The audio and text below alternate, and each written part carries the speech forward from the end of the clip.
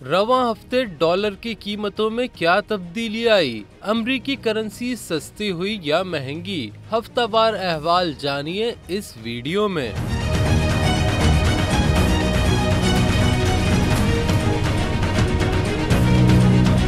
एक हफ्ते के दौरान रुपए की कदर में मिला जुला रुझान रहा। इंटरबैंक में डॉलर 16 पैसे महंगा हुआ। इंटरबैंक में अमरीकी करेंसी 278 रुपए 34 पैसे से बढ़कर 278 रुपए 50 पैसे पर पहुंच गई। गुज़िश्ता एक हफ्ते के दौरान ओपन मार्केट में डॉलर की कदर में इजाफा देखने में आया। एक हफ्ते के दौरान ओपन मार्केट में अमरीकी डॉलर 66 पैसे महंगा हुआ। 66 पैसे के इजाफे से ओपन मार्केट में डॉलर 280 रुपए 41 पैसे पर पहुंच गया।